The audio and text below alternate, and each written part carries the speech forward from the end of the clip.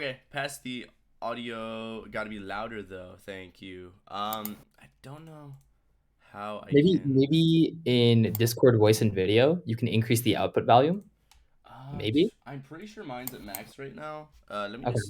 Let me move my mic closer. Yeah, I'm really low. Oh, it's usually not this bad. So let's see. Output volume? No, that's isn't that that's No, just that's sound. what we hear. That's what Yeah, we yeah. hear. Yeah. Mic and OBS. My mic and OBS is turned up all the way. hmm So I'm not sure how to get it louder. Yeah, you're just quiet now. Okay. Um, sit closer. Could like do this. Like hello everyone. Welcome. But let me figure out this real quick. So do y'all want to talk and get started while I figure this thing out? No, up to you.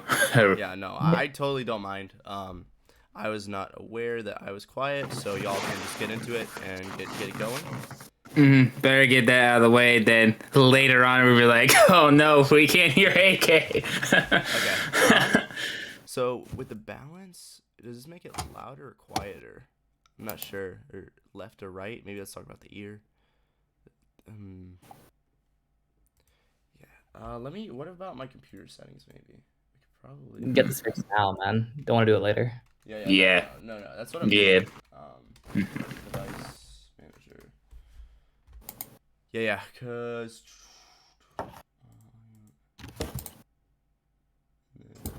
Yeah.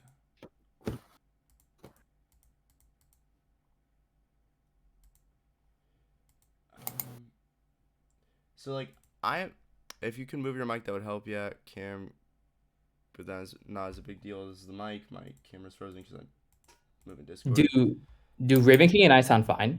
Yeah. No, do Yeah. Raven King and Ikan sound fine? Hello. 1 2 1 2. Yeah, Discord That sounds does not amazing. sound pleasant. Sweet. Okay, yeah. So like the way my mic is right now, like this is probably the best I can get. So like I could just like yell. I could just talk like this if I need to. I probably sound louder now, right? I sound better. Yeah. All right. So We'll make the most of it. past all the technical difficulties, right? So let's open it up with Raven King. Introduce yourself. When did you get into the game? When did what inspired you to get into the game? Like lay it all on us. Give us the full scoop. All right, this is like I think this is the first time we like discuss people like how I got into competitive Smash. It was around like when I was like a naturally a competitive person because I loved like just playing sports and all that, but never like I was involved with like competitive Smash, nor I even knew it existed. It wasn't until like I got exposed to like hearing about it in late 2013 when the original Smash Bros. Documentary was released. And that got me like exposure to like how the scene was, and it was something like, yo, I want to do something like that one day. But back then, like I believe that I was still in early high school during that time, and I didn't know really local scenes to go to.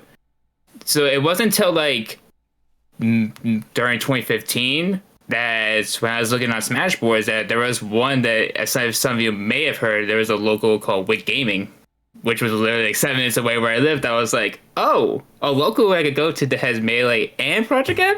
Sign me up. Okay.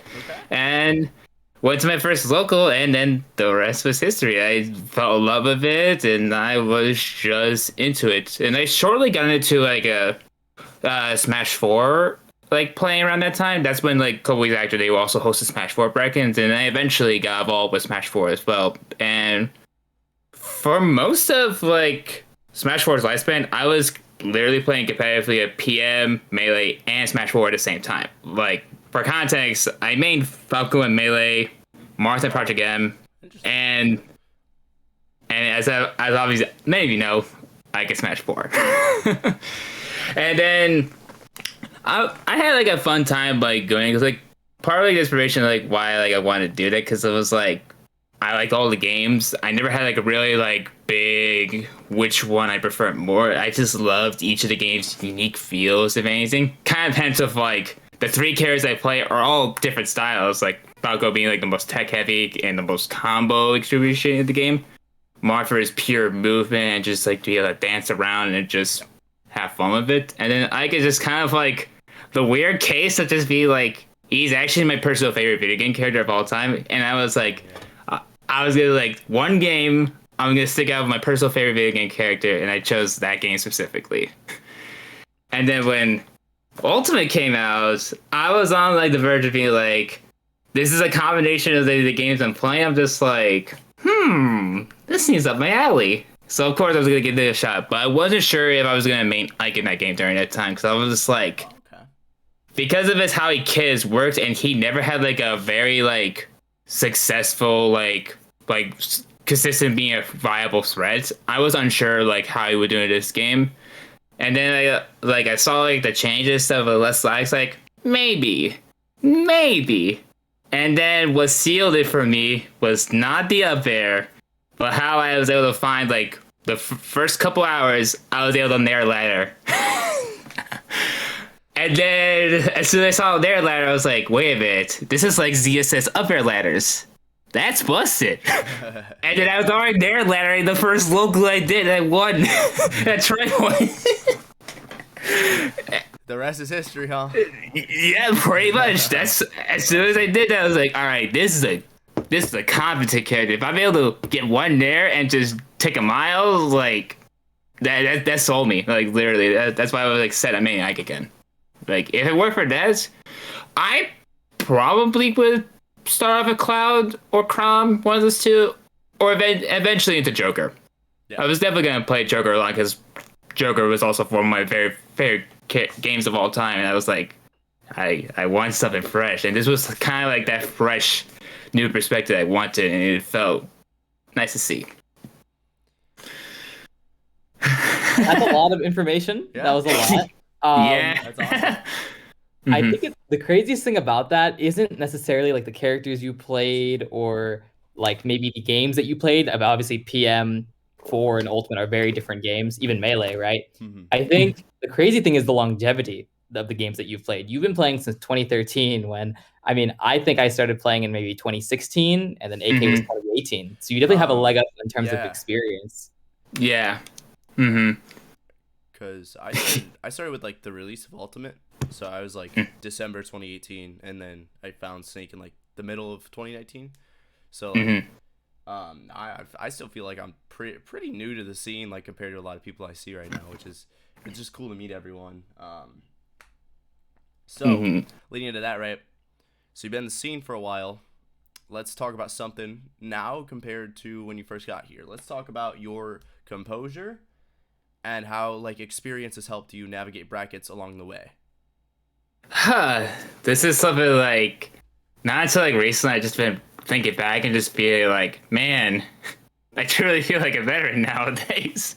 Like I remember like back in when I was like joining, I was kind of like hungry to prove myself, but also just kind of like I get to play with people that I wouldn't normally get to play with, and it just feels like I'm just learning and things go. Like, though the weird thing is, like, as I kind of, like, understand as of late, is that, like, people come and go.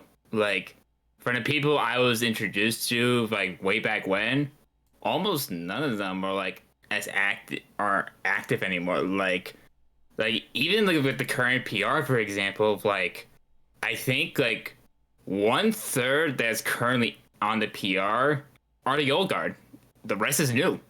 Like legitimately, like it's me, Ned whenever he's come back, Big Mac, Snoofle, Earl, Super Dan when he was for a bit, but now it's like kind of like at a hiatus. Man, Panda Bear, Atata whenever he can. Man, and Yumu, because Yumu's been around for a while. Oh, Sam T. Silver, excuse me. I keep forgetting he changed his tag. Sam T. Silver, the legend. Shout out to Sam T. Silver. Yeah. Like, those are like off the top of my head. I know I'm probably forgetting a couple people. If I do forget, please. And Rickles. Rickles has been around for like a similar time when I started going to competing. So it's a lot of like people like as I've been there, I see people come and go, and obviously things change because of either like new perspective on the game. Just feels like I don't hit the same fire as I used to when I joined up, or like personal life just clogged up, and now they had to take other responsibilities, and becomes not their priority, if anything. So I've seen people come and go, and it's like it's still weird to me that it's just like that the friendships you make in the scene are just like wherever you make the time exposure, you make the most of it. Because who knows, the one time you will see them could be the only time. And I've had like enough interaction with people just be like, yeah, sometimes like the one moment's impression could be all the difference for making good friendships for the long term. I guess that leads into a personal question I have for you. You've seen Go a lot ahead. of people go through the scene. Are you still in contact with any of them, even if they still don't play Smash competitively? Uh, not as much. Like I of course like have like still contact, but like I don't like message because it's just like not sure if they're busy or not, or just kind of like, or just my end. I just like I sometimes keep forgetting to message people. Yeah. I definitely feel that one. So Yeah. And it's not like right here. other people forget. Like I know Void sometimes forgets to message people every now and then. So I know it's not like uncommon thing. Let's put it that way. The world moves so fast, trust me. I don't respond to every single message. The world, I want to be right in the spots. It's very, very crazy to be in the same spots and respond to people and be chronically online like some other Smash players. It's very, very difficult. Dang, So. we're going in today. Hey, but yeah, like to now like come back in full circle, like talk about a little bit like the sad part about people coming and going. The benefit being longer is just like you get to see how people rise. Like I've seen quite a bit in this region rise, like, and for even putting in my own douches, for example, I wasn't winning like anything. You know, granted, you could argue like in the Smash 4, like was not a good character. Yeah. Okay.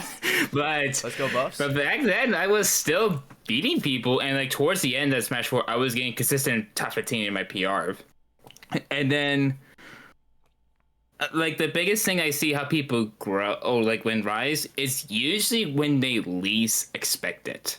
And like even like we're just talking to people, it's just like they'll just have the one random tournament is they didn't think they'd do well, or even just like they have a different plan in mind, and then just like, oh shit, I won.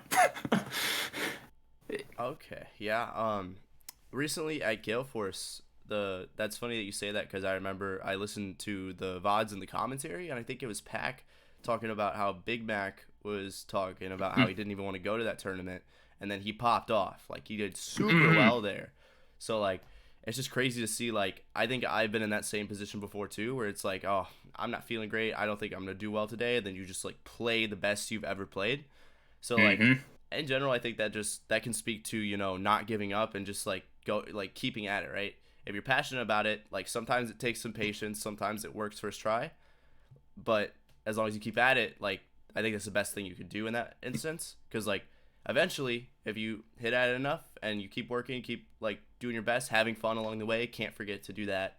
That's one thing. Like sometimes you can get lost in the sauce with it and you'll like forget why you got into it. I've been experiencing that myself lately. Me and I can had to chat about it, so I can definitely feel where you're coming from with that. It's definitely like just super cool to hear about your journey into the scene and all that stuff. It's like just think about how every different player inside of all these scenes has like one of those, right? That we all have our different stories, and when like they combine, sometimes like that one interaction, like you were talking about earlier, is the reason why someone stays in the scene or leaves the scene. Because like if they feel like they have a friend there, right? Like from my experience, then they'll be willing to come back because they're like, if all else fails, I can talk to this person when I'm in doubt. So I think that's also a cool like part to touch on, is just like how that can actually help keep people in the scene. Is like those subtle, like at the time you might not think anything of it, but like the difference between a positive and a negative conversation could be someone joining the scene as like a new friend, or someone who just leaves the venue and is like, this was a waste of time, I'm not gonna do this again. And who knows, it could be like an up and coming legend that we don't even know about. Literally. on the topic of that social interaction to keep people in the scene, Mhm. I actually had a conversation about this with I think it was Earl of M a couple months ago because we were talking about how like things had changed in the scene, old Chicago, new Chicago, and Mhm. something I had noticed is that people, if you put yourself in a person's shoes, first time tournament, you go, you don't have any friends, nobody to talk to, and you don't really play your best, and you leave the tournament really early, you're not going to really feel the incentive to come back. You kind of just lost $10 to $15 for entry fee and then called it a day, right? I think Mhm. being able to bridge the gap between like, don't let skill level be a factor in talking to people. I think a lot of Mhm. people sometimes get scared talking to really great players, but in reality, they're just people who love the game just as much as you if you came to the tournament. So Mhm. spending that time and being able to appreciate the game with somebody. And just honestly, I always try to be as accommodating as I can to all these tournaments because I don't want people to see, oh, World Warrior Icon is so scary, right? No, I just want to hang out and have a Yeah. good Yeah. time, right? Like we're just hitting No, Mhm. buttons. Yeah. I'm not just exactly. marrying people. Exactly, right? Yeah, as funny as tilt pressure is, I mean, I wanna just hang out and have a good time with the game, and honestly, Literally. I've been enjoying actually listening to just how people interact in the scene and just what are on their minds. Like, I'll ask questions and just see where people are because I feel like I don't really feel the need to project anything about myself rather because I feel like so much of that is already, like, visible. Like, Mhm. I don't get to talk to a lot of these players because they might be scared or it's their first tournament, they don't come often. So coming out here is a whole experience for them. Make that experience worth it for them. Let them talk, hear their story. People love talking about themselves. It doesn't hurt to listen. Yeah, yeah. Yeah. So that's what I've For been doing a lot more recently. It's been a lot more fun to just know my scene more and more. Mhm. It's always good to like listen from different perspectives. It just gives you like a better understanding how your scene works, and I'll just be like, oh, so this is how this person thinks, and X and Y, and just like once you understand that, it's easier to like just make connection. I think it's like nice that like if you have like a very good positive like understanding relationships, like you can make connections with a lot of people. Exactly. And you're not trying to obviously become best friends with everybody in the scene Yeah. Nah, because let's be real, we don't have a lot of time on this earth. You want to, nah. spend time with people we care Yeah. about. Hmm. But just you don't have to be a best friend. You can just be a good common resource or acquaintance to these people. And Easily. that makes them want to come back. That improves their drive. They want to come out to tournaments and see these players they've been admiring on stream for forever. Be able to be accommodating. And honestly, I'm sure you've probably felt that in experience, Raven King, because you've seen Hmm. so many players come and go. You might have Hmm. seen people not want to come back, people want to come back. That whole cycle of Oh Smash yeah. players playing the Yeah. game goes such a long way. Hmm. Easily, easily. Yeah. And it's kind That's of a good idea. like bring a segue for like a follow up question. Like, does it feel weird to see new up and comers in the scene? I think it's like it's a natural thing. Like, as I said, people come and go, and we also like we're eventually gonna get some new rising stars, and like the biggest talk of the town is you, like in our scene, like quite literally, like aside from Matata, like no one in this region like has gone over Ned when he was active. Like for you to do it is such a big deal. Like the next person like after Matata was gonna be me before the pandemic happened, but that's a separate topic for another day. That's a good thing you mentioned the pandemic actually, because I think that pandemic actually offered a lot of time for people to churn their gameplay, and then you have Hmm. this whole new rising stars where Hmm. people like Ice Knight, people like Sayuki or Yep. Revolver, people Hmm. in Chicago and probably in St. Louis as well, who Yeah. just Hmm. come up and just destroy and wreak havoc, and it's really Oh really yeah. Yeah. crazy So because you've never had that year and a half gap in any competitive game ever, right? Yeah, it's a very yeah. unique situation. Like I don't think anyone was prepared for it. Not even myself at the time. I was just like, oh, Yeah. Yeah. Because like at first it was supposed to be like a couple weeks, and then took a a couple year and a months, half and then later. eventually a year and a half. But It was like like, yeah. I mean, I personally wasn't expecting it. It was like one thing about that period that I am thankful for is that like I remember my mentality on Wi-Fi. Oh man, it was so much worse. Uh, uh, so I so I Go on. Yeah, sorry. So I'm gonna answer this right now, so you'll have to address it later. We will answer questions and comments at the end of like when we're done talking. So at the end of the podcast, if y'all stick around, we'll answer questions for like 5 to 10 minutes on whatever y'all want to ask.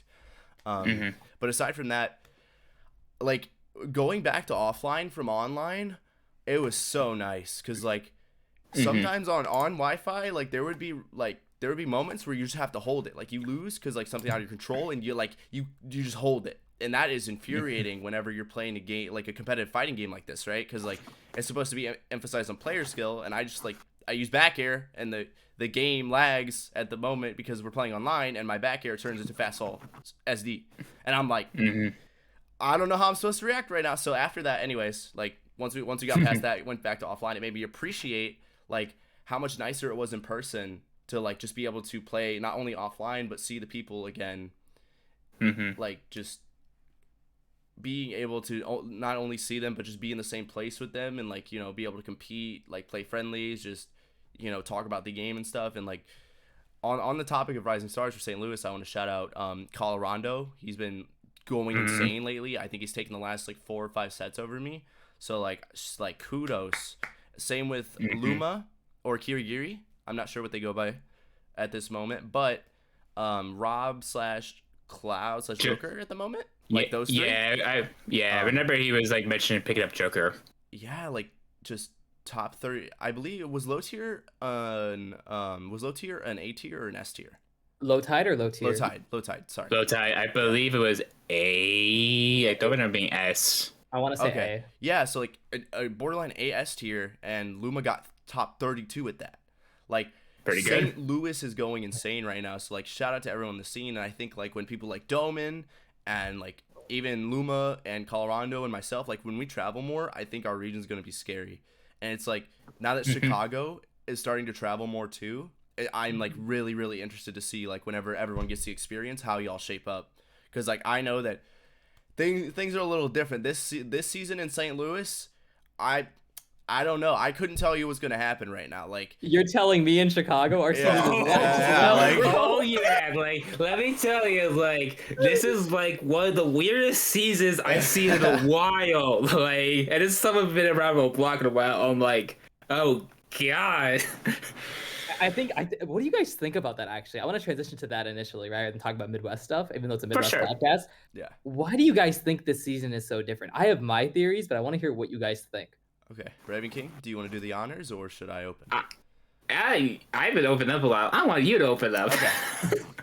So, I think everyone for some time now who's like passionate, committed to the game, they've been like making a recipe of everything they want to improve on and slowly ironing it out.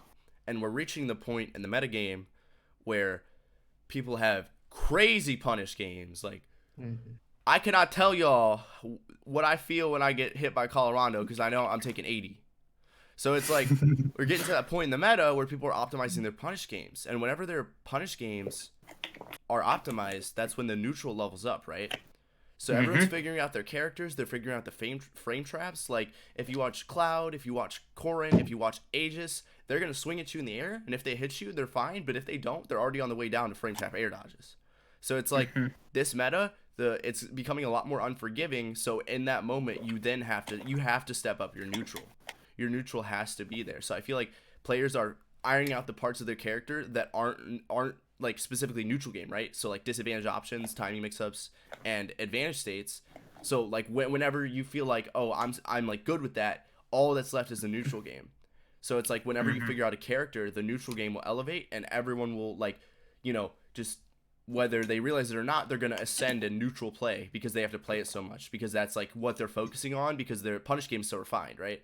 So like I think we're reaching the point in the meta where neutral is kind of gonna become just harder against like everyone.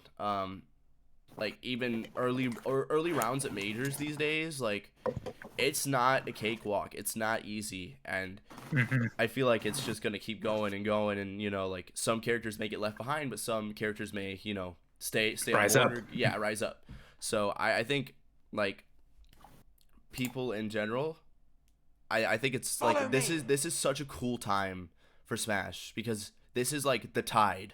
like things can change heavily right here for people who are rising up in scenes and everything going on. And I think this season is like, we've had majors, right? But like before, we weren't really like, the majors were flights getting rescheduled and all that stuff. You know, it wasn't set. But now like majors, like Genesis is the big major. So I feel like this event will set a precedent for like the next year. Like this event is going to be super important for how things shape up, because I remember looking at like the spreadsheet number values, and you know how events, like whenever they have certain players, are certain values, like high tier events are like between like 4,000 to 8,000 points. I looked at the chart and I saw Genesis had 12,500. Yeah, it's insane. So yikes, that's how stacked this tournament is. So I think like Genesis is going to be a big turning point for just majors and Smash in general. But I also think that even if someone doesn't do well at Genesis, this major is going to be the major where you level up. There's just so many good players, and you can like find a setup and money match, and like just I think everything coming together like that is gonna lead to a shift in the meta. But I think great players are still gonna, you know, be great players, but these young stars are just rising up, and it's cool to see. It's very like surprising. Like if you would ask me if I thought this was the way things would go a year ago, I probably would not have agreed with you. Like I wouldn't have said this.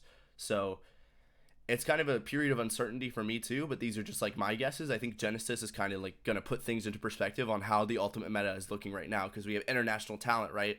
All the metas from each of the continents are going to combine somewhat. We don't have everyone, but we have like a lot of good players. So I think like this is just a pivotal turning point where people are good at hitting their buttons whenever they get the hit. How can they avoid getting hit, because people are so good at hitting the buttons, right? So I'm gonna pass it off over to either Raveking or Ikan, whoever wants to take it. I can take over. Yeah. I don't really have too much to say. You said a lot about what I wanted to say. Okay. I will exaggerate one point, which is the idea of Genesis is great because it's a big stage where a lot of people will be watching, and you can show off your stuff. But if you don't do well, like you mentioned, I want to enunciate this further. That's the training grounds, and the people who care enough and are passionate enough are going to level up, right? There's a reason flights were expensive for this tournament. It's not just Easter weekend. People want to go, and they want to improve, and they want to be in that environment where you can fight literally anybody. Yes. So the idea of the meta changing so much, I also want to mention Jake's third at glitch, because I think that was also a solid turning point. Let's go, Steve! Let's go, Steve! Let's go, Steve! I do like Steve. All right, that was a point. That tournament was a point where I was starting to think it's been a long enough time that these Fighters Pass 2 characters have developed. It's been long enough that now people are starting to understand their game plans and their objectives. And like you mentioned, AK, the punish games have gotten absurd. People are terrifying. And it gets to a point where I think this reminds me of, as a viewer, 2016, 2017 Smash 4, where the DLC's been out, people are experimenting Ravenking, and then you're starting to see the developments where I think the upper tiers, so I don't think tiers matter that much in this game, I think. Yeah. But I think you're going to start to see, what's so different about Ultimate is that 2016, 2017 Bayonetta started taking off, right? There was that whole experience, right? Ultimate, I'm not sure if that's going to be the same fate, honestly. I think a lot of people have been mentioning, like, a lot of the top 40 can still beat any of the top 40. But what it's going to come down to is, I think this is going to be important, your disadvantage state. If you have a bad disadvantage in this game, you might not be able to get out of certain punish games. And you're going to take even more heat than you already would be. That's the big factor that has been on my mind a lot, and I've been trying to improve my disadvantage in every opportunity I get. Like a model shift, an SDI input, a DI switch on a Kazuya Electric, anything to save me from dying at sub 40 is on my mind right now. And of course, that leads to the neutral, which makes the neutral so much more valuable because losing it is absurd, right? And being able to hold your advantage state in those high pressure situations, like Ravenking, you've been playing for so long, you don't want to drop any Nair confirms, otherwise you're going to screw up a kill, right? So all of these things come together, and it creates pretty much one of the most high pressure, exciting environments of Smash Ultimate to ever play, which is why I'm so excited for these next couple of months, and I think this is going to build up to a wonderful summer. Yeah, like easily. This summer's gonna be awesome. Oh yeah. It's the perfect time for me since I'm gonna get my associates in a month and a half from now. Nice job. Let's go. and I'm gonna be like, for the first time, I'm not gonna have summer classes, so I'm actually gonna be traveling. Like, for instance, I'll be going to Gommel this year, and I'm really excited for that. Oh, I need to get my passport. I want to go to Gommel so bad, and I also like in the future want to go to Battle of BC, so I have to get my my passport for those. Yeah. Midwest International. Ooh, Midwest International. Let's let's Yeah. do it. We're going all over the place. Something that can happen. But back to like the previous topic at hand, talk about how like the season's been weird. I think it's like my thoughts on it is like kind of like similar when I think about like when the Bayonetta thing came around. Is it's more so that all the DLC's been released. We're not gonna get any more DLC fighters. So right now we're at the point where it's like we're receiving with the meta with the carries in. This is what we're gonna have, and there's not much gonna be changes. No patches left. No bonus fire, whatever that's gonna wreak habit. No shadow patches or anything. We're stuck with the final characters at their current version, and what we get is what you get. And at this point, is the point of like, is the character really worth it, or is the character really not? And that's just like, it just depends. And also to bring up is just like, as you mentioned, like the punish games be getting better, and eventually we're going to see the neutral games step up as well to avoid these bigger punishes. And so we're going to see characters like optimizing quicker than previous, because back then, like when DLC was still releasing, people were not as optimized, just because we're like, I don't want to optimize that much in case there's a super broken DLC I'm more into, and I just want to put my time into that. And in my opinion, right now, that I don't think we're gonna have a situation like in Smash 4 Brawl, even that we're gonna have like a character that's like a clear cut above the rest, because there's a thing that's been common with this game. There's very few people that actually agrees on the best character in this game. Yeah, that like right now it's like a top 3 is like a consensus thing, and I've been hearing Pikachu get put out of there, so it's like in general the meta is getting weird. I personally might be snake biased, right?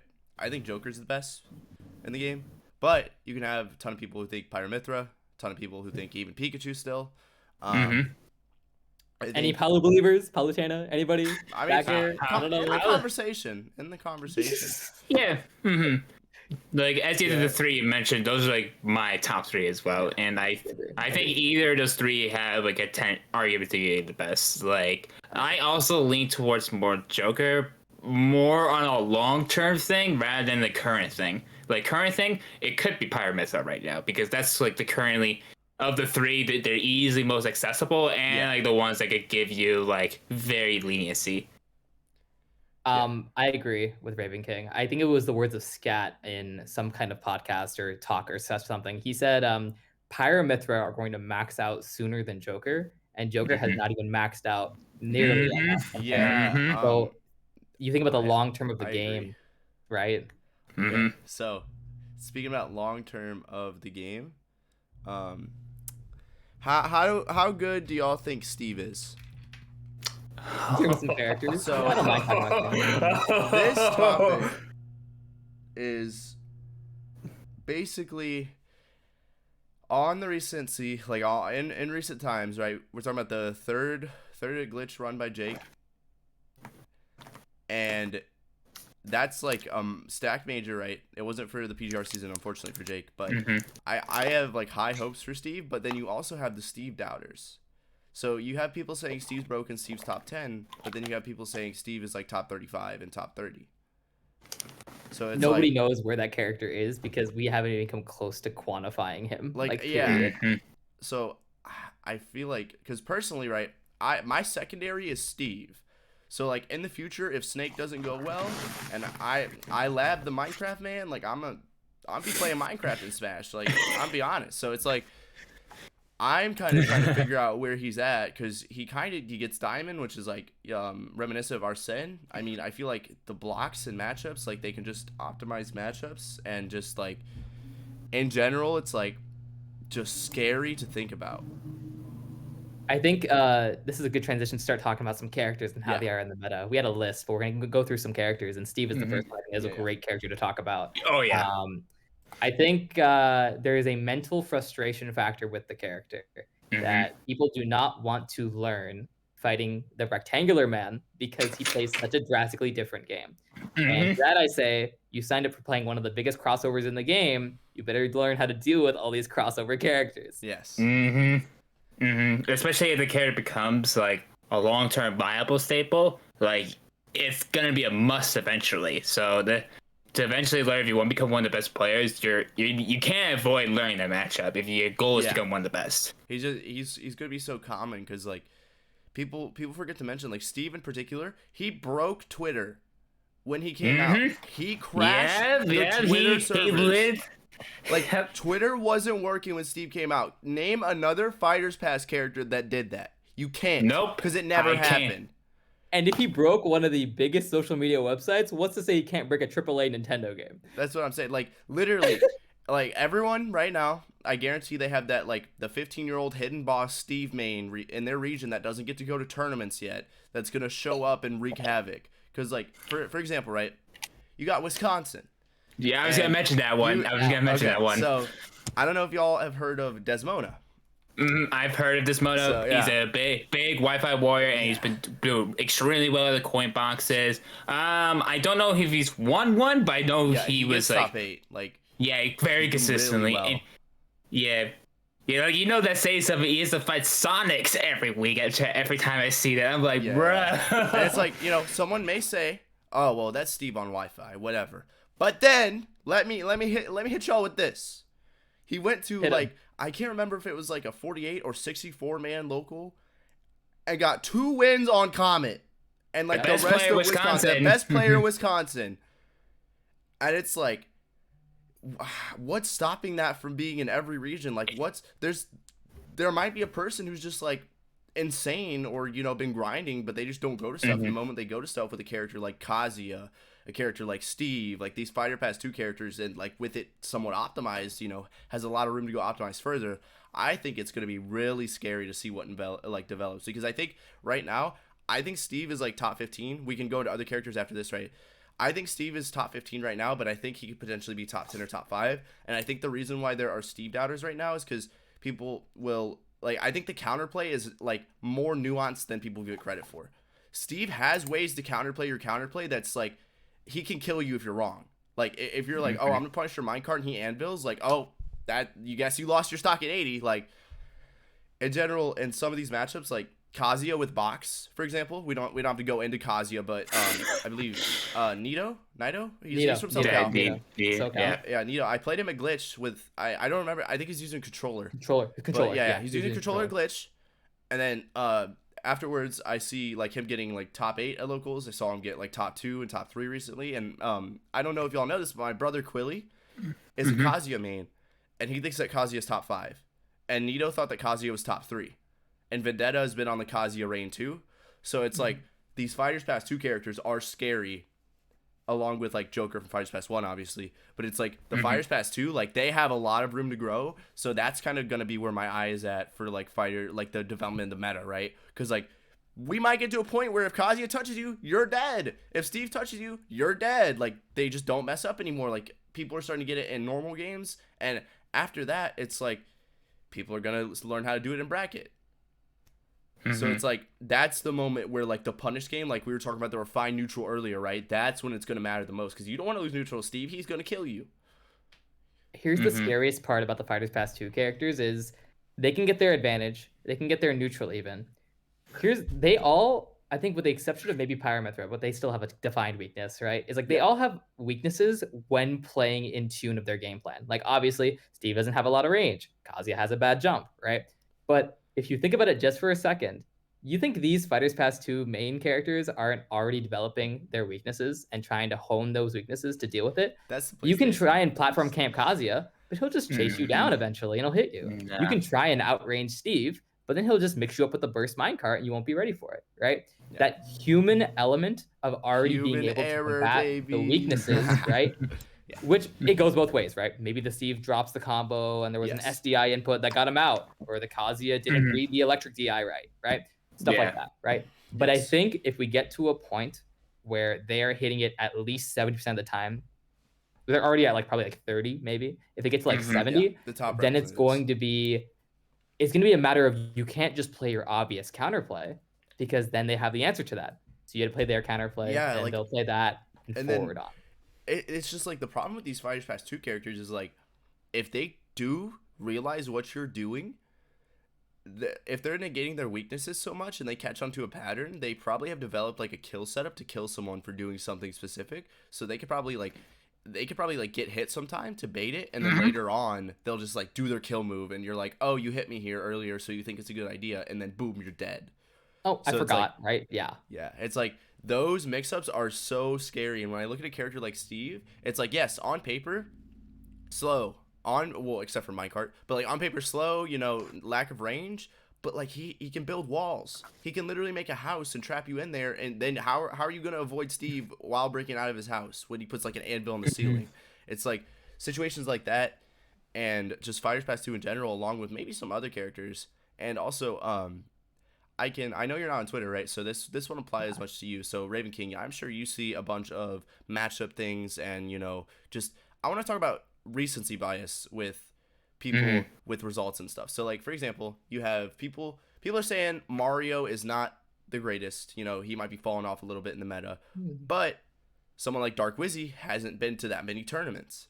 So it's like you have the best Mario not going to as much stuff. And I honestly, this is a call out to Sam T. Silver. You need to travel more. You were insane at this game. Like literally just go to Major. You got 17th at Riptide. Come on. But anyways, past that, like people will just like, after Leo lost a tournament, like Leo's not the best anymore. Spargo's like, Spargo's taking the throne. It's like, how are you feeling about all that, regardless of just like the meta and things in general? Just like how fast people will flip their opinions and the brink of like one little thing. Like they'll ignore the consistent results before. This thing happened just now. Boom, new normal.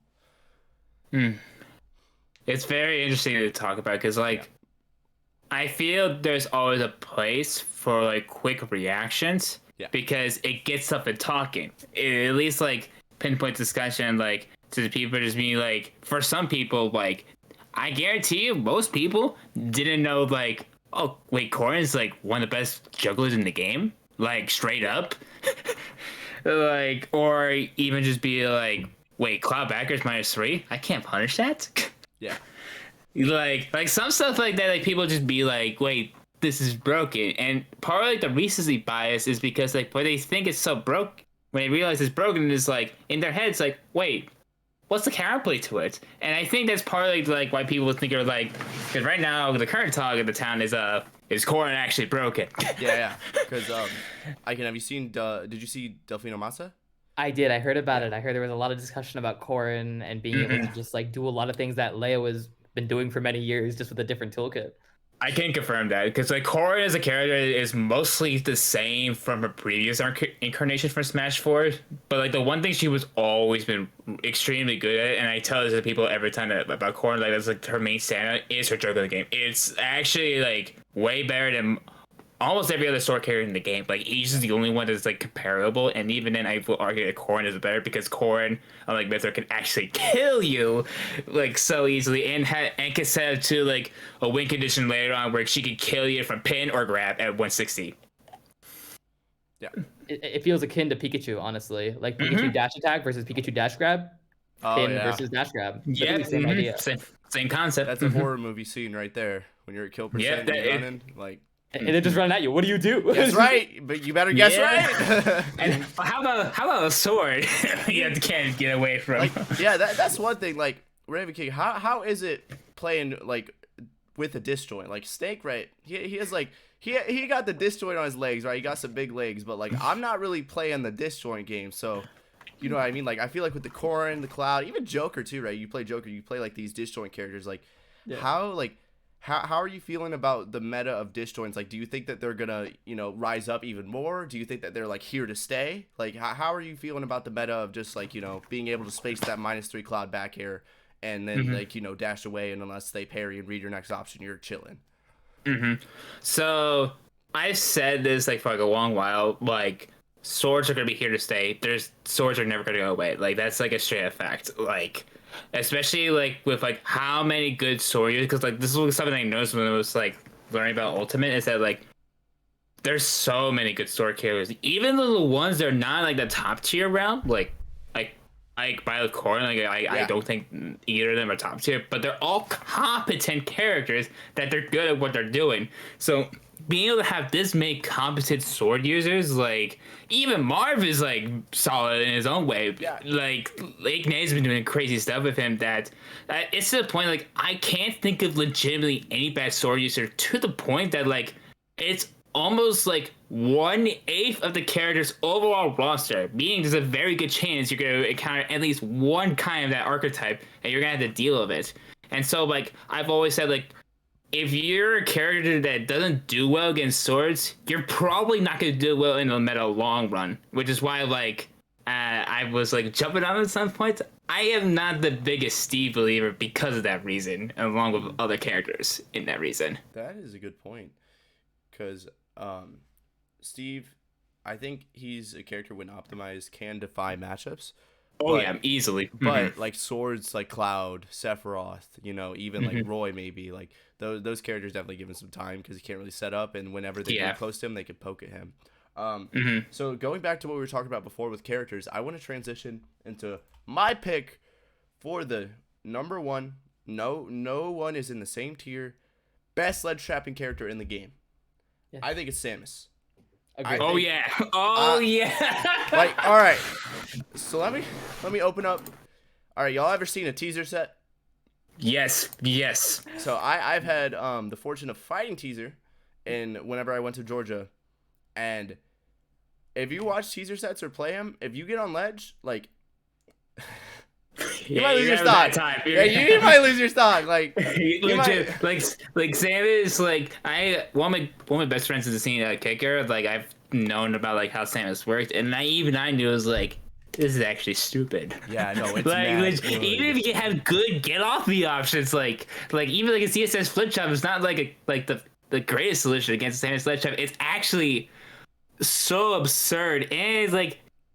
The crazy part of like it's such a flexible ledge trap it to the point where it's like if it eventually gets to a point where the main method doesn't work, I can do my actual normal stuff and just have fun time with it. At least both of you can like avoid the ledge. Like I have to go there every single time, so I'm just not gonna get off. You can go high. That must be rough for you. Yeah. I think like, it doesn't help like Samus is probably the best character against all the HGC characters. I think honestly, it probably is. Like the hardest matchup? Not hardest. No, but like I think against all four. Yeah. Against all four, she's probably the best. Like okay, like unanimously. Yeah. Okay. Yeah, her or Palu, honestly. That's it. Oh yeah, Palu's a good point too. Palu's a good one. So, I think Joker can make an argument at some point when the meta gets better. Oh yeah, for sure. Honestly, I think at the beginning, I still like ledge trapping wise. I'll put in my 2 cents for my character. I think Snake is still like top 3 or top 5 ledge trapping. Like easily. I don't think that's going anywhere. I need to get better with up smash. I don't understand that move. But people like forgot about that move. I feel like I don't know how to use it yet. So once I figure that out, like. When I see something broken, I never forget, brother.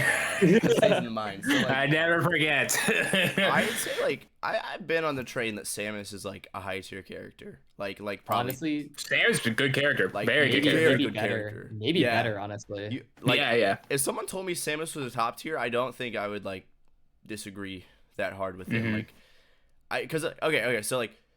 Going back to what we were talking about before with characters that are good and good bracket characters. I think Samus... Yeah. Okay, so here are my picks for characters that on paper, they're like, nothing to worry about. But in bracket, it's something to worry about. So, number 1, Ness. Number 2, Steve. Number 3, Samus. And number 4... let me see if there's anything on this list right here. Sonic. So like, but Sonic's broken. Like Sonic's a good character. Sonic's very good. Sonic's very, very good. So I think certain characters, like you also have to take into account, like of course on top of human error, also just basically like characters that can get what they want in a pressure setting. Because like it doesn't matter if it's friendlies or tournament. Like the charge shot is still gonna shoot at the same place, right? There's no like special input for it, so you can just like set that up, especially when they're on ledge. So it opens up opportunities, and it's like. a lot of the time I feel like that is gonna. I don't know how much that is gonna change with the meta. That's something like I've been thinking about, right? Like when people iron out the matchups, like or will they like go lower than they have been, or like will they just adapt and counterplay and like is there room for those like good bracket characters once everyone else gets optimized right to like when everyone gets a good bracket character, the tier list and like the bracket sets will kind of align, you know what I mean? Because like I've seen Ness in mid and high tier, but like the Nesses do very well.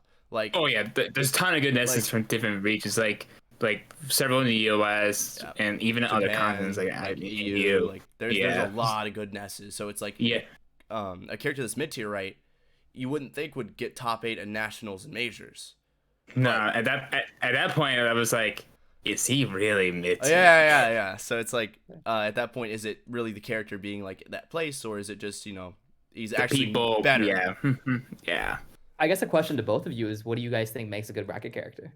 Is there one fact that stands out a lot more? Because I don't really know. Okay, so like, I think for instance, having a lot of time, right? You can talk about disjoint. Like I can't. That'll be Ravenking's like, that'll be your forte. But like for me, I think set play is what makes like a lot of characters good bracket characters. Like for instance, Pac-Man. Pac-Man is a very good bracket character because he is playing Looney Tunes on the battleground while you were trying to get through Hydrant and stuff. And Snake is another one of those because you got to deal with my C4, you got to deal with my grenades, you got to deal with Nikita, up smash, and like Snake himself, the projectile. So it's like, in general, I feel like having that button that gives you pressure, having that setup that there's no execution barrier for it. Like I've seen weird Pac-Man setups, but usually like they're able to get it done if they have enough time, and that's kind of like the judge, right? Can they get in there in time to punish you? But as long as you're able to make that judgment call, like I can get a grenade out. It doesn't matter if I'm playing my worst matchup, or it doesn't matter if I'm playing like against the best player in the world. I'm still gonna be able to throw my set play grenade and like work with it. So it's like I feel like those characters get like basically a button to fall back on, which for like for example, like mid-level Snakes, I think that can hurt them, right? Like they'll rely on the button they can fall back on too much, so it end up putting them in bad situations, getting them killed. But as you get like higher and higher echelon and people optimize and they understand when and when to pull it, like just having that setup and being like, you have to interact with me, you have to make a decision, you have to play the game with me, and I'm going to calculate what you're gonna do based on your decision because I made you choose it. You didn't have the freedom because I put my set play out there. You had to choose this option to get away from it, and then I can lock onto that. So I feel like that like part of figuring out and like understanding, like I feel like that helps out in bracket a shit ton. Like I play Snake, so it's like I experience that pretty much every bracket set I play. Someone gets hit by a grenade, someone gets hit by C4, a combo off of it, all that stuff. So it's like, in general, I think that's like a good case for a good bracket character, and having like super strong options like Steve Minecart to worry about, Steve Anvil if you're wrong about how to deal with Minecart. Like Steve will shoot Minecart at you in Anvil, and if you roll in through the Minecart, you roll into an Anvil and potentially die. So it's like little setups like that, like for one end of the spectrum, right? But then you have the other, which like Ravenking. Do you think like there's specific like sortie disjoints, like bright characters like that are better? You know what I mean? Like, or are you feeling a different type of way? With disjoints, it's a bit of more of a case like A, how easy it is to set up, and B, is it like a reliable source? Like that's like the biggest thing I look at like for disjoints. Like obviously we can keep talking about Clapbacker because that one is very easy to set up. Pays the bills. Yeah, and then Ike is also one of them because like it's the one that does everything for it. The moves that more do everything are usually the ones that are like the easiest. And honestly, the biggest thing like I talk about like about good bracket character is just like if you don't have to think much and you're just doing like a button at a time, like this is why like I think like Ness is also a very good bracket character, and like other characters I mentioned is that like if they have like a very good abusable button. If they don't know how to deal with it, then it's just like it's a ref. And it also goes back to like matchup experience. Like matchup experience is such a big deal in this game, and it's like especially if you don't want to learn it, some characters are gonna be like boosted higher. Just like for how we think of like there's like I'm not gonna name characters because we'd be here all day, but it's like there's a lot of characters in this game because there's such a big variety that you can make a reasonable assumption at this current moment. You can lose to a matchup because you don't know much experience with. Steve. Like Steve is one of them. I keep bringing him up. But another one is like who the heck plays Ryu nowadays? Sorry to put I got 3-0'd by Ikan. It's true. And actually, this is a very good tech segue because I feel like matchup experience. I actually had this conversation with a friend of mine. Matchup experience varies at different levels of play. You can have very, very basic low-level Snake, low-level Ike, low-level basic projectile characters. I'm going to throw a nade here. I'll nair like this. I'm going to dash grab you here, right? But then you fight the best of the character, and your matchup experience, your pristine book of everything that you thought you knew about the matchup is suddenly burned and gone in the ashes because suddenly you know nothing. Yep. I think the biggest example I felt of this was fighting Tilde at Glitch. I was like, oh, I fought Chicago Falcos. I think I know what to expect. But their fear on you, their way they move around you makes you just lose your whole focus. And suddenly you're struggling in aspects you thought you were very confident in. So high-level matchup experience, low-level matchup experience, very different things. You can still learn stuff from both, right? And typically at low level, you'll play the mashier options, and at higher levels, you'll play the more defensive options. But you can still learn a lot from both sides, which is why Ultimate is such a crazy game, is that there's never one right answer to any problem. And it leads to what you were talking about before, Apollo Kage, with set play options, right? In my words, they were free conditioning or lazy options. You can just kind of throw it out, and somebody has to do something about it. Yes. Even if they guess right, and they punish you for that nade pull, right? That's still conditioning. You can use it to beat them later in the set, right? Exactly. So like that's also a really cool part of the game that I like. Like later on in the meta is when people are gonna start getting hit on purpose to condition. Like people are gonna be like, that's crazy. Like getting hit. You know, I'm gonna be like, oh, I bet you felt fantastic hitting me with that. Not gonna work again. I'm gonna kill you for it next time. So it's like that part of the meta is always exciting, and I definitely feel like matchup experience is like a big part. So like learning just the character in general and their options is good, but it's like you still have to fight the player on top of the matchup. So if like it's just so insanely hard if you ever have to do both. If you ever have to learn a matchup on the fly while fighting a top player of that character, like it is quite literally a wrap. Like they're so like refined to where they're used to playing the neutral where everyone knows how to deal with what they do. So if you don't, they're gonna be like, oh, my win setups, my win buttons, they're back open on the table. I can play with you normally, and then whenever I need to, I could just hit you with a Looney Tunes setup. So, and you'll get folded. So, I think matchup experience is important, but I think like one thing I want to say is that even if you know a matchup, even if you're confident in it, just keep an open mind when you're playing someone, because there is like we are coming from like to a tournament like Genesis. We're coming from many different places, many different regions, many different, like, the subtle, like, the micro spacing, the little tricks, the drift, the subtle stuff. Like, the little things you're going to add up, and you're going to lose interactions in ways that you didn't know you could. And that's the beauty of the learning part. It's just, like, I feel like having an open mind about that, even if you're, like, super confident in the matchup, like, my brother plays Bowser and Kazuya, but, like, if I fought Leon or Riddles, like, I could still get mollywopped by them just because, you know, they, even though I know the character's tools, they just use it in a way that I'm not prepared for. And that's kind of like, that's the beauty of, I'm going to go all the way back to when we were talking about how, like, when you go to majors, the improvement happens outside of bracket. So, like, you get the chance to put money on the line, which makes people try because, you know, they don't want to lose their $5, $10, however much you put on the line. And then you see those tricks, like the little walks, right? I think, like, big thing for, like, Snake's meta and specific is I'm going to start microspacing with walks more. So I think in general, like, that is going to be a little advancement, but like whenever everything just comes together, if you're not improving your game too, it's going to hit some people at majors. Like when it gets to that point where it's so refined, like a truck, like that point, along with the matchup experience, along with fighting the player, it can be very, very, very overwhelming. So I think that. And I think one thing, like, I know we had a whole podcast about it last time, but I truly think in tournament that mental is half the battle. And I think having probably more. And I think having a solid grasp on the matchup is a key to keeping a composed mental. Because I don't want to say you become numb to it, right? It's not that becoming numb to it. It's just nothing surprises you anymore. Like, whenever you get... Yes. whenever you get hit by everything, what is left to surprise you? And whenever you get to that point, I feel like that's the point where it's like easiest to respect, like just have respect for how great your opponent's play is, because like there is no excuse for matchup inexperience anymore.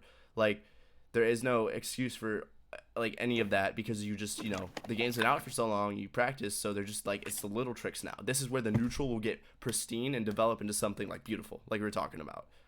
I'm so excited to just see how all of this comes into play at Genesis. I think that's going to be the hallmark for those little tiny things that only certain people are going to catch up on. Oh yeah.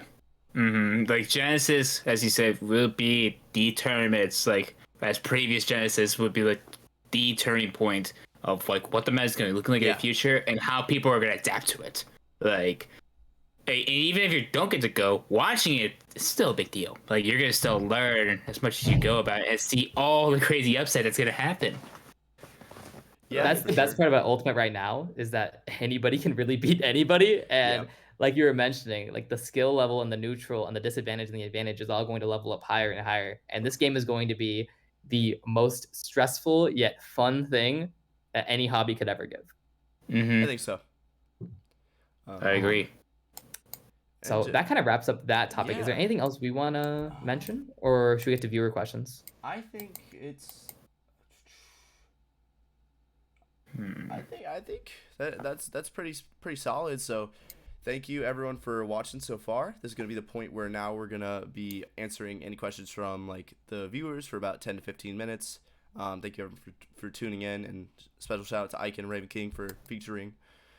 I think right now we're kind of not sure where like who's gonna stay permanently on the podcast, but like it might be us three plus a guest. Who knows? Like who knows? See everything going forward, but I'm happy with this episode. Happy with the last episode. So looking forward to just growing the series and getting like opinions on everything, just talking about everything going forward.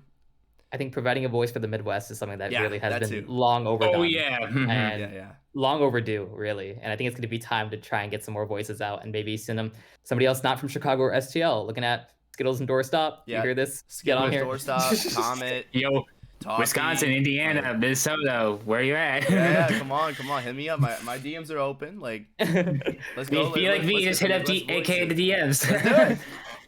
Don't worry, I won't tell until you're on the podcast. Then I'll tell everyone, introduce you. But anyways, so what do you think about the balance of this game? The game is so balanced, like you said, and almost everyone can win. I think that's dope. Like, I think that's awesome, because a lot of times it just comes down to how good you are. Like, Leo's picking up Byleth and Corrin.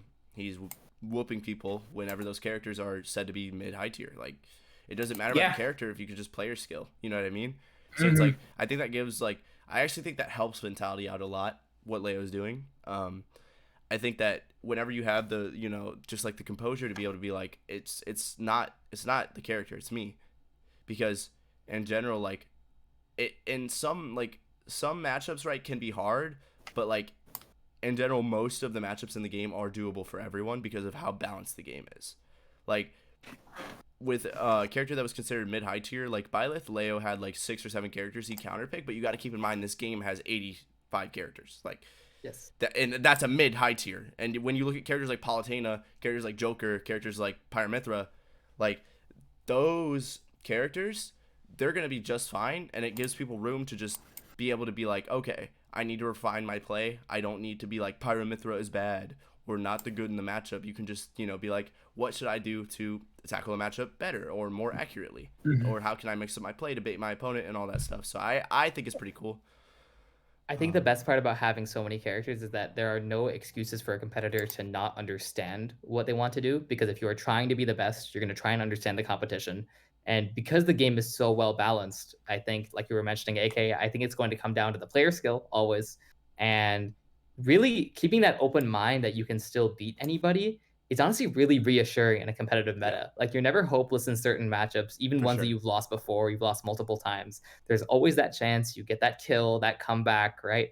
That open-mindedness will open people's mentalities to new doors and new heights they probably hadn't ever imagined before. I mean, I think the biggest thing is talk will always be cheap, right? And you can always focus more on yourself and your play, and don't need to listen to anybody who tries to tell you what you don't want to believe, right?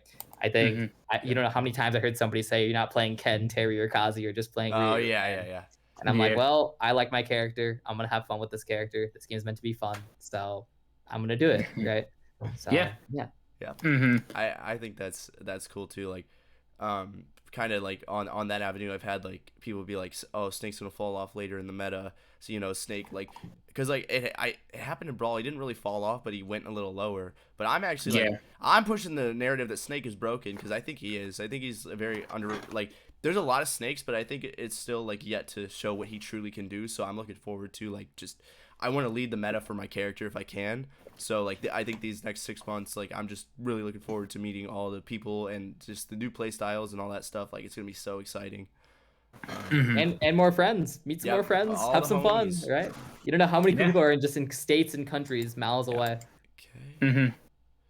Well, we got quite a bit of questions Yeah. Okay. right All right. here. Let's move faster. I didn't know. All right. Let's get it. So, this question is gonna be for you both. You guys were talking about how Chicago players didn't give you enough experience for the top players, like Tilde's Falco. Are there any Chicago players who you guys feel will give you top level matchup experience? That one's an interesting one You can because take this. Yeah, you got it. yeah, this one is a very interesting one because it just depends when you define top level. Because like, I could maybe give you like a threshold. Like I think like people consistently in like the top 5 realm, like Ned, Samty Silver, Atata, Icon. Sure, there's like a couple of people I'm missing. Of course, myself. Like those I consider like the top. But then it's like even then it's like if you, oh yeah, Panda Bear as well. It's making that conversation. With those players, it's like it's just it comes to the point where it's just like those are like the best of your region kind of thing, and so like you sometimes just gotta look at it to be like, okay, these are the best players in my region. This is something like would be good practice regardless of any given day, and you honestly just say like I just make like the most of it and just like learning, and even if you don't have it, it comes down to the point it's like maybe you should watch like other top level players in the other regions to see like how they play and see if you can figure out like, oh, this person's doing like X move in this situation, or like that's interesting, I didn't know that existed, kind of thing. I think the best of your region is really good at helping you get a baseline for the character and how the people in your scene fight. However, I think to really get better, you're going to need to go out of state to really make that jump. I think Easily. it makes it makes it just a Yeah. lot easier and faster. And I think the Tilde Falco, I mean, that was my first major, Glitch Infinite. That was the first example where I really felt something like that. And I think it's going to be a matter of going to more majors, getting used to the experience, and really understanding that to ultimately grow from that and eventually become a lot stronger. So I think your region can help you get a baseline. And honestly, I want to give shout outs to Archetypes and Revolver. I think they have helped me a lot in those matchups, both Captain Falcon and Roy. So I feel really equipped with the baseline to fight the top level reps of the character, Fatality, Cola, Goblin, Mugen, right? But we're gonna see how it goes until I play them out of state. There's just nothing really to know. So it's gonna take a little bit of time to understand that, but trying to get some kind of baseline is better than having a random me gunner just show up, right? So appreciate the baseline, but be able to mold it and malify it however you feel needed. Yeah. Okay. Yeah. So good stuff. Next question I will take. Is there a current mid or low tier you think will jump up the rankings in the next year or two? Lucas. Yes, that's a good Lucas. character. Lucas. I'm not gonna Lucas elaborate. Or you go, Ravenking. Let me hear Yeah, your thoughts. Lucas would probably will, but that was like the mid tier I think of. I need to pull up. Yeah. Like tier list is subjective in that manner, but Lucas is sleeper broken. I'm calling it. You like character sleeper broke. He's just really hard because like the double jump kills Lazer's frame perfect. But if I had to pick a mid low tier, it'll jump up the right. Lucas, free. Moving on, good just pick. because of time. Okay, Smash Wars stand in the way. Anyone can be anyone, but it was who can jank the other first. But in this game, it's actually neutral and understanding, which I think is super cool compared to like what I saw. Because I watched Smash 4, I didn't play it, but I would not want to play against Smash 4 Bayo. Like, don't want to do that. Don't want to play against Smash 4 Cloud. I don't want to play against Brawl MK. I don't want to play against Brawl Ices or Olimar. Like, just like I think this game being so balanced and being reliant on player skill is like the best of both worlds. Like I think that is such a cool and awesome combination that's healthy for the growth of the game. So I definitely think like that is something I like to appreciate about Smash right now is like at the end of the day, it's like on the player playing really well because like whenever you get to a certain point, a player has to play fantastic to win over a certain player. Like, you know, you always have to end up like outplaying the opponent. So it's like doing that instead of relying on like literal jank like Mario reverse coin in Smash 4, Luigi Drano, stuff like that. Like I'm glad there isn't as much stuff like that in the game, even though, you know, it wasn't bad to watch, but playing against that okay. It was quite literally its own Looney Tunes. Literally. Okay, so this is the last question I'm gonna take for now, but or I'll take two more actually because these are both the homies. If you could improve a section of mid-level players play to top level, advantage, neutral, disadvantage, which would make them the best player? Neutral or disadvantage? Yeah. One of those two. Composure and not trying to always yeah. force an opening. Yeah. Mhm. People get really antsy. Well, actually, I'll save that topic for next week. I have an idea. I'll lay that out for us. Sure. Cool. Nice. But anyways, I think it's neutral and disadvantage. I think advantage state can be labbed out or just practiced, and that's what people focus on the most because it like feels the best. Once you get the hit, your dopamine is like flowing, so you're just like, oh, hit. But like people don't, you know, take time to learn the neutral a lot of the time. That's why you have like Steves who can zero death, but not they can't like play neutral as well type thing. So it's like be careful not to fall into that trap. But I'd say it's probably neutral and disadvantage state because like we said earlier, you'll just be stuck in death traps since you can't escape disadvantage well. Okay, so this question is for Ikan. If you could give one singular piece of advice for any aspiring Ryu mains, what would you say? Don't be afraid to take hits, but understand why you're taking the hits. Sometimes you have to be a little bit close as a close range fighter to get those hits.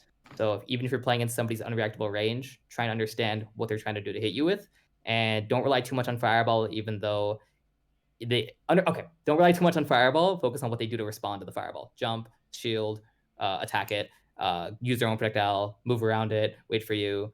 Focus on the responses and the calls, and don't worry about it too much about the move hitting itself. Good advice. Yeah. Okay, so I think this is just responding to the questions you said. Smash 4 is still taught value. Okay, well, Rickles is saying Smash 4 a little bit. That's cool though. You know, like punish game, stamina, ledge trap. Stamina is really important too for brackets. I think going along that, like just one thing I'll say is like I had a conversation with a top player at SmashCon, and he basically said that he doesn't like to play people as much before a bracket, but if he wants to get his hand warm and not tire himself out mentally, he will just go in training mode and move around and play his character and like get used to the movement, hit the buttons right, do like combos and stuff like that. Let me see any questions. What are unrelated? Oh, sorry. No, you got it. Okay, unrelated, but yesterday before top 8 at Ignite, I had a tub of fruit, Tupperware of fruit. Sorry, not a Tupperware. It was like it is Tupperware, right? Container yeah, it is Tupperware. Yeah, a container of fruit. Yeah, and I had it before top 8, and I felt really refreshed. So eat. Yes. Okay. So actually, I brushed over it. So let me go back real quick. Hello, Twitch chat. Can you not bug? Okay, thank you. So what are your opinions on the overall? Oh, that's why it's doing that. Okay, so what are your opinions on overall perception of the Midwest? Thoughts on the fact that people are beginning to acknowledge Heartland Midwest instead of exclusively Great Lakes Midwest? I think that is awesome because I think Heartland is a region that's growing strong. I don't know where St. Louis is between the two. I think we'll probably be on like Heartland side of the rankings, but last time we were Great Lakes, so we're kind of in the middle of both. But in general, I think it's pretty damn cool to see everyone get recognition because like a lot of times I feel like in the past, you know, like correct me if I'm wrong, Ravenking, you've been here a lot longer than me, so you'd know better than I would. But it seems like the Midwest was not like it had like its like cream of the crop, right? You had the few top players that were respected and known, but like aside from that, people just didn't really think about the Midwest like that. Like they, you know, it wasn't like the respect that we have right now that we're garnering from going to stuff, which is why like going to majors is so important because like we get to showcase our skills, get our like talents out there. I think it's honestly awesome to see. Like I'm so glad St. Louis is getting recognition. Like Colorado's fantastic, Doman, Luma, Blaze is good, Wolf Pro's fantastic. Like the Tony Z Tank win, like St. Louis is going insane, and you know even Tony Z Tank, like he's one of Heartland's best players, and it's just like we got Skittles, we got like us in general, like everyone's just popping off right now, and you love to see it. So Yeah. I think it's pretty awesome personally. Like Happy that we're getting recognition. I Yeah, feel like happy about saying it. that you're not from SoCal or Tri-State, I feel like nobody really cares if you don't say you're from there. Or even Florida, Georgia nowadays. Yeah, like Florida those and are Georgia are the big Those ones. are two at the top of Yeah. the town in Georgia's Ultimate. crazy at this game. Oh yeah. They They're are so good. insane. Saying that you're from like a region like St. Louis or like Chicago has a special ring to it that I've grown to really Yeah. appreciate because it's like a little Midwestern charm. I don't know. I've been growing to like it a lot. Yeah. Okay. And yeah. So, what are y'all's opinions on rivalries in Ultimate? I think it's cool. I think rivalries are cool just because like I feel like in those matchups it's like that's where your neutral will develop the most, right? Because you have to get really creative against like your rivals. Like for instance, I'm gonna have to get very creative against Colorado because he has the leg up on me right now, so I'll have to get super creative with my baits and super like intentional with what I'm doing, so it'll just make me a better player overall. I'm sure that y'all have like certain rivalries going on in your scenes right now too. Yep, definitely. But we all have our own rivalries. Yeah. I feel like they encourage growth, which is always cool to see, and as long as like there's no like actual malice behind them, I think they're dope, especially for storyline and all stuff. Agree completely. Not everything needs to have a big published story. Like I know Vendetta and Andreas is like a huge big thing right now, but honestly, as long as it's not too forced, as long as it's in good fun and you guys don't go too crazy over the kids party game, I think it'll be fine. Okay, so who is one player from your region you need to see at multiple majors? Okay, I'll just Sam name one. Silver. Yeah. What about you, Ravenking? I may want to gaslight myself because I need to go more majors. Okay, I respect it. For me, I guess I'm like I desperately like just feel like because I also want Sam Silver to travel if he wants to, because I've had a conversation a while ago that like he wasn't too interested at the time, but now he got like his resume for working for sponsors, or like probably changed his mind recently or something like that. But it's like I want to travel more. Like, Is it weird? I actually have a second pick. Dr. Yum Yum Yum. Oh. Also known as VidRocker 25. Yeah, He's VidRocker. been slapping people up out of state. I think he'd do really well. Let's go. And I mean, you look at the other ensigns like Skyday and actually, if I had to exclude myself, I know one person: Animal Kingdom. Oh, I was saying this too. Animal Kingdom and Gale Force. Animal Don't freaking sleep on my fellow AK. Don't. He's good. Legends say if you have your tag as AK, you will be amazing at Smash Bros. Right, You're not wrong. 2 for 2. But okay, so how do you approach consistency? Not necessarily regarding the inconsistencies of the game inherently, but with the self-inconsistency in double elimination fashion. Oh, that could be a whole episode, honestly. Yeah, that's a big topic that I feel like that could be a topic for next episode. Yeah, like okay, so let me type it out so I don't forget right now. But thank you. Who was that? Cypher. Thank you, Cypher. Yeah. Thank you, Cypher. Cypher the homie. Appreciate it. Do it as an episode based. Totally got it. We got you. So yeah. We'll do an episode on that because I think that is a good topic. There is a lot to cover there, and I think a lot of time like we can dig into it. So I agree with having that be an episode. So I'd have a lot to say about that. That's really fun. So anyways, why is Colorado so goated? He's grinding. Grinding. The man's a smart. Like he's got all of it. Like he's cleaning up the matchups. He recently he'll get like 9th at Gale Force, but playing against Panda Bear, it's like he loves fighting Villager. Sorry, he loves fighting Inkling, from what I hear. From yeah, exactly. Side. And where's Colorado gonna find a Villager on the level of Panda You're Bear? Not gonna find it. Like, you know what I mean? So it's like, in general, like don't sleep on Colorado. I think it's just a matter of time. And that leads into what Cash is saying. I think honestly, I think our top 5 can be number 1 in St. Louis, Cash. I'm the same, but top 8 or 7 for like, Chicago. Yeah. Right now, I think our top 5 can definitely be like all overtake it, and it's really just gonna be a toss up because like in general, this season especially, like I managed to get W's, but not on Colorado. So who knows? Colorado might be number 1 this season, but even if he gets it, he gonna have to defend the throne. I'm gonna be hungry. So let's see. Why is Chicagoland played with Incineroars? Thoughts? Thoughts? Chicago is a region that is a big city, and with big cities come big cheesers. No, Come big cheesers. let's go. Come Incineroar players. That's awesome. Okay. Oh my So god. we're gonna end this question, and we're ending here. The last question coming in from Peck. It's for Ikan. What are your thoughts on Ken Masters? I'm not familiar. I actually don't know who. I don't know him. I don't know him. That's crazy. You play Is real World War for streets and you don't know Ken freaking Masters. He's Get the this guy Tekken out guy. of here. He's the Tekken guy, right? He The does Tekken the Doria. guy. The Doria. Right? Oh, He does the Power Wave. He does the I'm Power out of Wave. here. Power Wave. That's him, right? He's got some really cool effects. Yeah. Ravenking has exited the stream. Okay, well, thank you That's all it. so much. Thank you everyone for watching, being in the stream, hanging around. I think like this is a fun thing, and I'm looking forward to continuing it. I've been Apollo Kage, I've been Ikan. Just been Ravenking. and we will see you all later. Thank you so much for watching, and we'll see you all next week. Goodbye. Awesome. Enjoy. Have a great day.